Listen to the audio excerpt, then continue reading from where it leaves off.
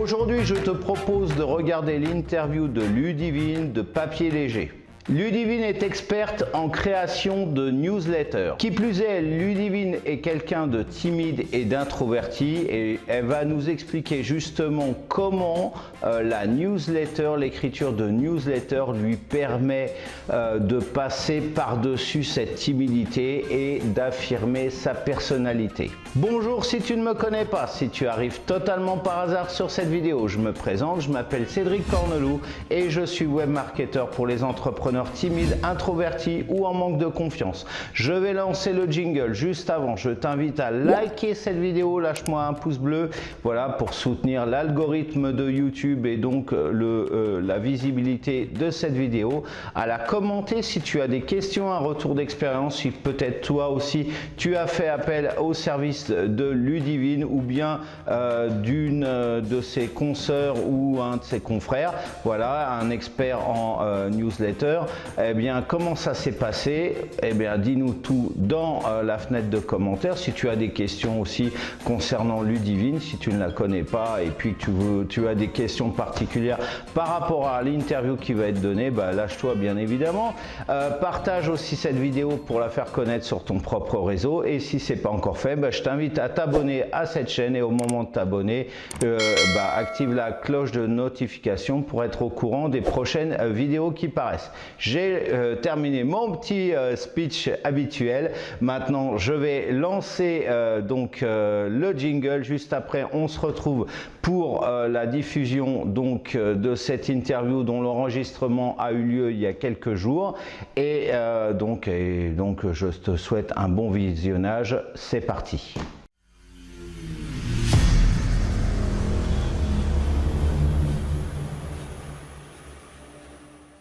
Bonjour Ludivine, je suis ravi de te recevoir aujourd'hui pour cette interview. Bien évidemment, je vais te laisser te présenter pour celles et ceux qui ne te connaissent pas, donc c'est à toi. Merci Cédric, bonjour. Donc je suis Ludivine, me présenter, alors oui, on va dire personnellement, parce que le pro, je pense que je détaillerai peut-être un petit peu plus après.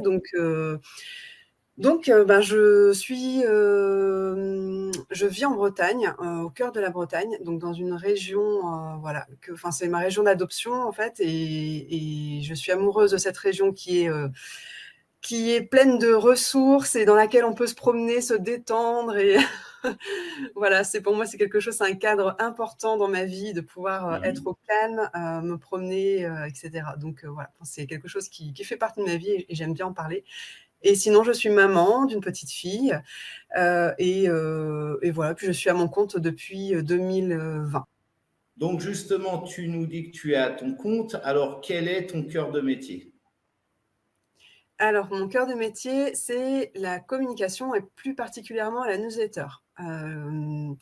D'accord. En fait, la communication, je le mets dans un sens plus large parce que je travaille aussi sur d'autres aspects que la newsletter qui peuvent être l'accompagnement aux événements, l'accompagnement à la communication autour des événements en ligne, tels que les masterclass, les webinaires, voilà, ce genre d'événements qui peuvent être gratuits. Et donc, dans cet aspect-là, il y a aussi de la newsletter, mais il y a aussi d'autres choses, des emails, des emails automatiques, communication sur les réseaux sociaux, voilà, ce genre de choses. Et j'ai aussi un accompagnement plus focus sur la newsletter pour les clientes qui veulent vraiment soit créer ou soit créer leur newsletter ou soit qui ont déjà une newsletter en place, mais qui n'ont pas le temps de s'en occuper et qui ont besoin de faire appel à un prestataire externe pour ça. Donc voilà, donc ça c'est assez récent ce cœur de métier puisque j'ai démarré comme assistante polyvalente quand je me suis installée à mon compte en 2020. J'étais je faisais un peu d'administratif, de l'après-compta, puis après j'ai mis les pieds dans le web marketing, mais je touchais un petit peu à tout au début et j'ai décidé de me recentrer vraiment sur la newsletter en 2023. D'accord. Auparavant, tu étais donc dans le secrétariat, la gestion d'entreprise, l'assistante de direction, ce genre de job? Ouais, ça s'appelle, enfin, il y a plusieurs appellations, mais Oui. on entend beaucoup assistante virtuelle. Alors moi, je me définissais plus comme assistante ou assistante polyvalente, assistante web aussi. Enfin, voilà, des fois, c'était un petit Mhm. peu dur de mettre un nom mais dessus, mais oui, c'est un petit peu l'idée. Mais avant que tu sois à ton compte, tu étais déjà dans ce statut-là Ah oui. ou tu travaillais déjà à distance? Oui, effectivement, avant d'être à mon compte, j'étais assistante commerciale dans une régie publicitaire, donc pendant une dizaine d'années. Euh, Mhm. Mais en fait, c'était pas du tout pareil. Quand je me suis lancée à mon compte, je me suis dit, bah, je vais faire ce que je faisais comme salarié à mon compte. Et Mhm. en fait, en fait, Eh ben, j'ai pas resté longtemps. Bah non, non, non, ça marche pas comme ça. J'ai découvert le grand monde du web, le fait qu'on pouvait voilà digitaliser beaucoup de choses et que ça se passait pas de la même manière que ce que je connaissais. mhm. Et en fait, ça a été une grande découverte, ça a été génial et je regrette pas du tout. Et donc maintenant, ce que je fais n'a rien à voir avec ce que je faisais avant. Mais forcément, ça m'a quand même apporté des compétences et un savoir-faire. Forcément, ça m'a aidé à me lancer, mais voilà, après, il y a plein d'autres Mhm. choses que j'ai apprises par l'expérience, avec des petites formations. Voilà. Ouais. D'accord. Ça a été quoi le déclic? Moi, ça m'intéresse toujours de savoir quel a été le déclic du fait que tu passes du salariat à l'entrepreneuriat. Qu'est-ce qui t'a décidé? Qu'est-ce qui t'a motivé? Ben, en fait, moi, ça faisait déjà, franchement, des années. Quand je dis des années, je pèse mes mots, je ne sais pas exactement combien, mais que je voulais changer de travail, sans me dire que je voulais forcément me mettre à mon compte. J'avais Mhm. pas du tout l'idée de devenir freelance. Je pensais que c'était pas fait pour moi, parce que j'avais même fait un bilan de compétences qui me disait que j'avais besoin de sécurité, que euh, ouais, enfin, pour moi, c'était pas du tout dans les idées. Mhm. Et mais je sais pas s'il y a vraiment eu un déclic, parce que comme je dis, ça s'est passé sur le fil des années. J'ai fini par en avoir marre. Je savais qu'au bout d'un moment, je changerais de travail sans savoir exactement comment et quoi. Et puis, non, je crois que c'est d'être arrivé au bout, de me dire: «Allez stop, c'est bon», enfin, Ludivine, quand elle en a marre de quelque chose, de toute façon, elle finit par avoir ce qu'elle veut au bout du compte, peu importe le temps que ça prend. Donc voilà, ça a pris le temps qu'il fallait, mais ça a été, ben là, stop, parce que il y avait plus de sens dans mon travail. Soit c'était trop de pression parce qu'il y avait trop de boulot, ou soit je m'ennuyais fermement. Il y avait une déshumanisation complète du travail. C'était limite devenu à la chaîne. Et puis les bouchons aussi pour me rendre sur mon lieu de travail, je supportais plus. Ouais, voilà, c'était un ensemble de choses qui m'ont fait saturer, quoi, au bout d'un moment. En fait, c'était plus Tu ça. travailles en ville? Ouais, je travaillais en ville, ouais. D'accord, à cette époque-là. Donc, et puis là, maintenant, tu es à la campagne. Bah oui, voilà, changement de cadre avec. D'accord. Donc, tu nous dis que tu es dans la communication, la newsletter. Est-ce que tu as, quelle est ta problématique par rapport à ça? Quel est ton angle d'approche? Parce que bon, des gens qui font des newsletters, tout comme moi, je faisais des sites internet, il y en a des milliers, voire des millions. Qu'est-ce qui te caractérise? Quel est ton angle d'attaque, d'approche, je veux dire? Alors, déjà pour répondre à la question de la problématique, parce que, il y a quand même un point que je voulais soulever, c'est que, je me rends compte quand même qu'il y a beaucoup de personnes, parce que tu viens de le dire, il y a beaucoup de personnes qui ont des newsletters, mais il y a aussi beaucoup de personnes qui n'en ont pas et qui Mhm. ont pas mal de freins par rapport à ça. Et en fait, je dirais qu'une des problématiques que j'ai, c'est de pouvoir sensibiliser ma cible au fait, à cette importance d'avoir une newsletter. Pas obligation, c'est pas une obligation du tout, mais à cette importance par rapport à d'autres façons de communiquer qui des fois peuvent ne pas forcément correspondre pleinement à sa personnalité, ou qui, enfin, je pense aux réseaux sociaux par exemple, on a un petit peu des fois l'impression qu'on est obligé d'être sur les réseaux et qu'il y a que ça qui compte, parmi tout le reste, tellement, c'est devenu omniprésent dans nos vies. Heu Mhm. et mmh et les réseaux sociaux, en fait, enfin, le fait à cette importance de ne pas mettre tous ses œufs dans le même panier aussi. Voilà, parce qu'on n'est pas, on est dépendant des réseaux, mais voilà, si du jour au lendemain, ils nous lâchent, clairement, on n'est pas propriétaire de ses contacts et on n'a plus de façon de pouvoir communiquer avec son audience, et de pouvoir vendre aussi. Donc il y a cette sensibilisation-là que j'aimerais bien, pouvoir développer davantage, liée aussi au fait que pas mal de personnes ont des freins sur le fait que la newsletter, elle est pas lue, on les lit pas, on est surchargé et on se désabonne et donc mon angle d'approche, c'est plus de faire une newsletter, qui corresponde à qui l'on est, pas forcément voir tout ce côté marketing, newsletter copyrighté. Alors oui, forcément, on peut utiliser du copywriting. Oui, je dis pas que c'est pas bien le copywriting, je jette pas du tout la pierre dessus. C'est juste que moi, je le dis haut et fort, personnellement, je suis pas formée au copywriting et j'ai plus à cœur de mettre en avant les valeurs des gens. Ouais, c'est ça, nos valeurs et puis ouais, de rester soi-même. Après, on peut y mettre un peu de copywriting dedans, mais ouais, ça va être voilà, cette approche-là, communiquer qui on est, créer du lien avec sa communauté, sans forcément chercher à vendre à tout prix. Et c'est peut-être un peu ça qui, des fois, dégoûte aussi dans les newsletters qu'on peut recevoir, c'est qu'il y a beaucoup de newsletters qui ont cette approche. Enfin, de toute façon, avoir une newsletter, c'est du marketing, mais on parle plus de la différence entre le marketing éthique et le marketing vraiment poussé, où on veut absolument te vendre quelque chose. Et de toute façon, ça se ressent dans la newsletter où tout est fait pour que tu achètes derrière, ça se voit le nez au milieu de la figure. C'est complètement intéressé, ouais. J'en reçois. J'ai une boîte email dédiée aux newsletters. Bon. Alors, lors de la préparation de cette interview, tu me disais que tu étais introverti, voire même timide. Du coup, qu'est-ce que l'écriture t'a apporté par rapport à cet aspect de ta personnalité? Ça m'a apporté de me sentir plus légitime, de pouvoir, comme je disais dans la question précédente, de pouvoir être plus moi-même. Parce que c'est vrai que sur les réseaux, des fois, on a l'impression, enfin en tout cas moi j'avais l'impression de devoir me forcer à faire certaines choses, et puis que tous les regards sont braqués sur soi. C'est même sans parler de faire des vidéos, hein, même des simples posts, il y a un peu cette mise en lumière qui peut être parfois dérangeante et impressionnante, intimidante, voilà. Et je trouve que la newsletter, c'est communiquer dans un cercle plus restreint, plus intime. Et moi, c'est quelque chose qui est plus en raccord avec ma personnalité et avec mes valeurs. J'ai toujours été plus à l'aise de discuter avec 2 ou 3 personnes qu'avec 10 en même temps. En tout cas, d'être dans un cercle de 10 personnes. Et donc, je trouve que voilà, il y a vraiment ce côté où on peut être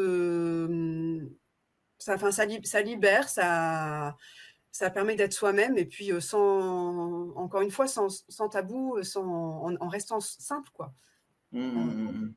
C'est personnellement une méthode que je préconise aussi auprès de ma communauté de timides, de personnes en manque de confiance, de personnes introverties. L'écriture, alors même si c'est long, c'est quand même un excellent moyen en douceur, de montrer qui on est, de montrer aussi son expertise. Et du coup, toi, tu fais que de la newsletter ou alors le blogging aussi, tu as un blog et tu publies régulièrement des articles? Non, j'avais commencé, mais j'ai pas poursuivi. Donc actuellement, c'est vrai que c'est quelque chose qui m'avait intéressé, mais que j'ai trouvé très chronophage et puis j'ai pas persisté dans cette voie.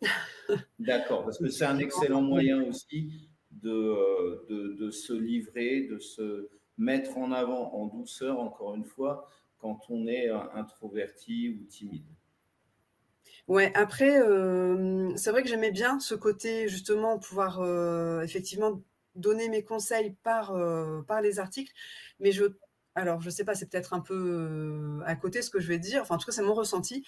Le blog, j'ai l'impression que il faut quand même avoir une écriture, enfin après chacun peut écrire comme il veut dans son blog, mais en tout cas moi, j'étais dans cette idée que je devais rester assez, un peu d'avoir un côté corporate. Enfin,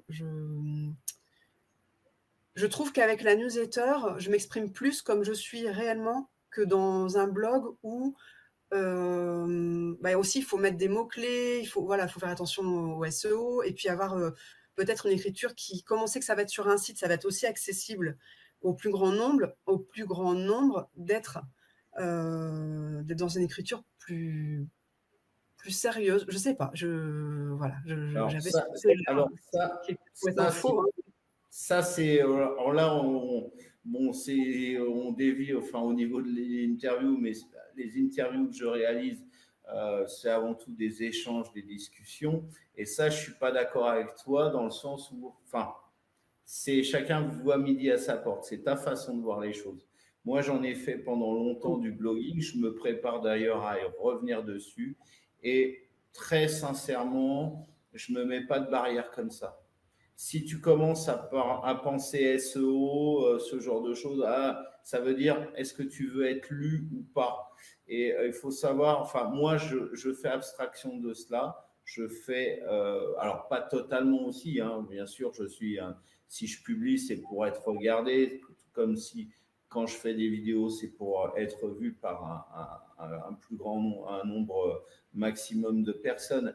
Mais ça, c'est dans un coin de mon cerveau. C'est pas l'objectif. L'objectif, c'est de me faire plaisir avant tout, de révéler ce que j'ai comme savoir, comme ressenti. Enfin voilà. Et donc, alors c'est pas que j'écris comme je parle, bien évidemment, mais c'est un moyen. L'écriture, c'est un très bon moyen, d'une manière générale, de faire ressentir sa personnalité, que ce soit par la newsletter. Toi, tu trouves que voilà, tu peux plus te révéler dans tes newsletters. Voilà. Moi, je suis un peu le contre-exemple, c'est-à-dire que moi, je pense qu'on peut mieux se révéler dans le blogging que dans la newsletter, finalement. Voilà pourquoi je dis chacun voit midi à sa porte. Ouais, ouais, ouais, tout à fait. C'est Et intéressant. les gens qui regarderont cette vidéo, d'ailleurs, je les invite à commenter. Alors, qu'est-ce que vous en pensez? Le débat est ouvert. Alors, comment ça se passe lors du premier entretien lorsqu'un client pousse la porte pour te contacter? Alors, déjà, oui, on va avoir effectivement un premier entretien, qui va nous permettre de faire connaissance tout simplement et puis de voir si effectivement je peux répondre aux attentes de ce client et donc faire connaissance, c'est important, voir si on a envie de travailler ensemble, si on a au-delà des besoins purement professionnels, de voir si on partage, les mêmes valeurs parce que j'ai à cœur de travailler aussi avec des personnes auprès de qui les valeurs sont similaires. Pour que la collaboration soit la plus fluide possible et qu'il y ait du plaisir dans le travail. Et puis après, ça va être, bien sûr l'établissement des besoins parce que comme je le disais tout à l'heure, je peux travailler avec une personne qui a soit besoin de créer sa newsletter, donc qui part vraiment de zéro, donc auquel cas je vais conseiller un outil avec lequel je travaille, ou soit, qui a une newsletter plus ou moins en stand-by, voilà, qui n'a pas forcément le temps de rédiger ou de publier régulièrement. Donc après, je vais établir un devis, puis si le devis est accepté, on va commencer nos séances de travail. Donc soit des séances de travail ensemble ou soit en autonomie selon le besoin qui aura été établi. Puisqu'après, pour une création de newsletter, je peux créer le formulaire de capture pour la newsletter. Donc ça, je vais être toute seule pour le faire. Autrement, voilà, on peut établir un calendrier éditorial aussi de parution. Et puis après, dans la rédaction, je peux la rédiger entièrement, je peux la rédiger partiellement, puisque des fois, j'ai aussi des clientes qui aiment bien apporter qui aiment bien apporter leur touche aussi dans le texte. Donc voilà, chaque cliente est différente, donc c'est un petit peu de pouvoir établir ses bases et d'établir un rythme de communication aussi. Donc grosso modo, si ça répond à ta question, dis-moi. Ça répond tout à fait à ma question et puis surtout derrière ça aux interrogations que pourraient avoir sur ce sujet-là les gens qui seraient tentés, qui voudraient te contacter justement pour faire appel à tes services. Et du coup, quels sont les exemples notables de transformation, on va dire ça entre guillemets, pour des clients, des clientes que tu as accompagnés? Parce que tu accompagnes surtout les femmes, hein, c'est ça? Oui, j'accompagne les femmes, même si je suis ouverte à des partenariats, des collaborations avec des hommes. C'est vrai que jusqu'à présent, c'est plus, voilà, plus une communication qui est ciblée à destination des femmes. Là, j'ai mon dernier exemple en date qui est une entrepreneur qui a 2 cibles et une cible auprès de laquelle elle avait déjà une newsletter engagée et enfin régulière et sur laquelle enfin régulière. Justement, elle avait besoin quand même de reprendre cette régularité, c'était un petit peu laissé à l'abandon. Et une autre cible pour qui il y avait vraiment rien de construit. Donc, ce qu'on a fait, c'est que pour sa première cible, voilà, on est reparti vraiment sur une newsletter bimensuelle. Donc maintenant, c'est dans les tuyaux. Et alors, en fait, elle m'apporte ces éléments et comment dire, les sujets, et en fait, je programme et je la mets en place. C'est juste qu'après, elle n'a plus besoin de s'en occuper du tout. Donc, au moins, elle est sûre que sa newsletter est envoyée tous les 15 jours. Et la deuxième cible, qui est, enfin, pour qui, voilà, il fallait vraiment construire le plan de communication, construire à partir de zéro. Et là, envoyer une newsletter hebdomadaire. Et je sais qu'elle est ravie parce qu'elle a un super taux d'ouverture, plus de 40%, je crois. Et que sa newsletter part maintenant toutes les semaines ou toutes les 2 semaines, alors qu'avant, c'était pas le cas. Elle croulait sous le travail, elle n'avait plus le temps du tout. Donc voilà, donc c'est super. Enfin, moi, je suis super contente de savoir que je peux l'aider aussi à développer ses autres projets à côté, et que cette newsletter aussi lui permet d'avoir de nouveaux contacts. Voilà, parce que c'est par rapport à un réseau d'affaires. Bref, je ne vais pas rentrer trop dans les détails non plus, sinon je vais parler pendant 3 heures. Mais Ah ben, il n'y a pas de problème. mais j'en suis ravie.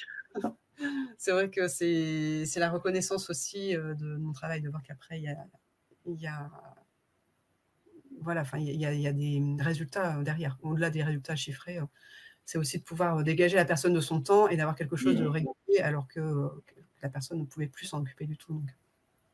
C'est aussi gratifiant, même quand on est timide, surtout quand on est timide, d'avoir quelqu'un qui, elle a dû, je l'imagine, te faire un super retour, d'être super contente par rapport à ça. Et du coup, au-delà des chiffres, justement, c'est gratifiant pour nous, ça nous met en confiance.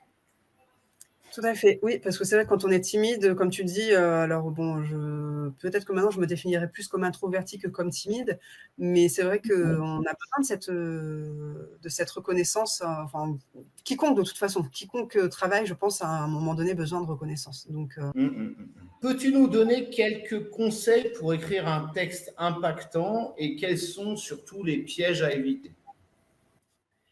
Oui, mais écoute, je ne vais pas faire dans l'originalité par rapport à ce que j'ai dit depuis le début, c'est écrire avec son cœur, déjà. Même, je dirais avant ça, je trouve que c'est important d'avoir un outil, enfin d'avoir un endroit où on répertorie ses idées, de pouvoir aussi s'organiser et classifier, recycler ses idées. Enfin, moi, j'utilise Trello comme outil de gestion de projet pour ça. Et ça me paraît être la base pour pouvoir voilà, avoir pas une newsletter impactante, mais en tout cas déjà s'organiser dans cette communication. Et puis après, c'est d'écrire avec son cœur et de laisser poser le texte. Moi, j'aime bien revenir dessus quelques heures après ou le lendemain, parce que des fois, à chaud, voilà, on a l'impression que c'est super. Et puis en fait, après, quand on revient dessus, finalement, on se rend compte qu'il y a quand même des petites choses qui peuvent être améliorées, condensées. Voilà. Tout à fait. Donc, ouais, ce serait ça, d'aérer aussi son texte. Et puis, alors, Oui. comment? Mettre des paragraphes, des petits paragraphes. Moi, je fais des paragraphes Ouais. de 3 lignes, pas plus. Ouais, ouais, ouais. Ouais, j'aime bien faire ça aussi. C'est vrai que, voilà, quand on a des gros pavés, c'est plus difficile à lire. Ou même des fois, on voit, enfin, il y a des personnes qui écrivent vraiment une ligne, qui font des espaces entre chaque ligne. Bon, après, s'il y a pas trop de texte, si ça prend pas 3 pages, bon, ça va, mais bon, en tout cas, ouais, 2-3 lignes, ça me paraît bien, aussi. Hem, Après, je dirais que le piège à éviter, c'est de pas trop en dire non plus, de pas se servir de sa newsletter comme d'un article de blog ou comme d'un journal intime. Et puis, alors moi, j'utilise l'IA pour m'aider pour certaines choses, pour gagner du temps, mais je dirais qu'il ne faut pas tomber dans le piège de tout faire par l'IA et d'avoir un texte complètement rédigé qui ne correspond plus forcément à qui on est vraiment, à sa patte, à son âme, quoi. Donc, je trouve que ça se ressent, quelque chose qui est écrit par l'IA complètement. Donc voilà, donc je dirais que ce serait ça, de pouvoir l'utiliser pour s'aider, mais de garder sa propre énergie et voilà, son style d'écriture qui est propre.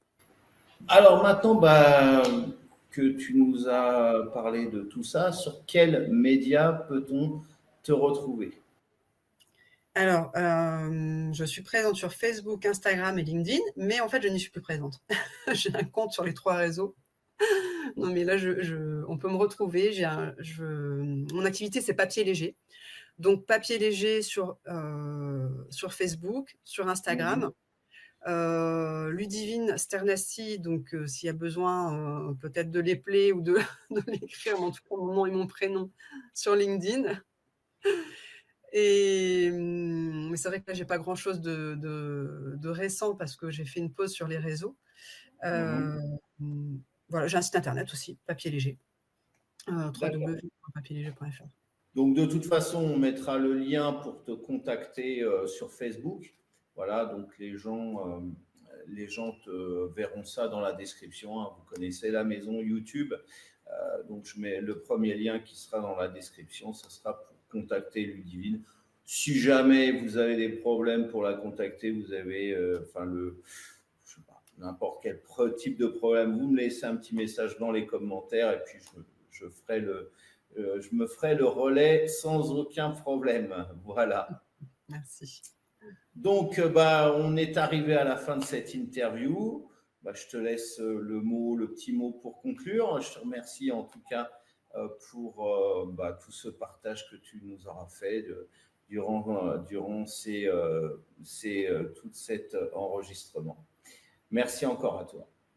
Merci Cédric. Le petit mot pour conclure, oui, je dirais, ce serait de ne pas négliger l'impact que peut avoir votre newsletter, de communiquer en restant vous-même et d'y aller par petits pas. Voilà, de ne pas chercher à trop en faire et de ne pas se mettre trop de pression et de juste commencer, démarrer et de faire mettre un pas devant l'autre et tout ira bien. Merci beaucoup. Au revoir. Merci, au revoir.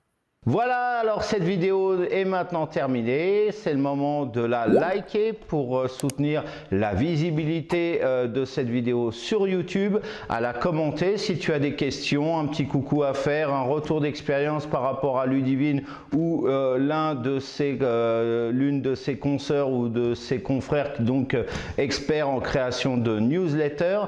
À la partager cette vidéo et si c'est pas encore fait, je t'invite à t'abonner à cette chaîne et au moment de t'abonner, clique sur la cloche pour être au courant des prochaines vidéos qui paraissent. Alors maintenant, pour aller plus loin, comme je le disais dans cette interview, tu as en premier lien dans la description le moyen de retrouver Ludivine sur Facebook. Voilà, donc pour pouvoir la contacter, bien sûr, il y a dans la description, je t'ai laissé tout un tas d'autres liens, notamment pour me contacter moi.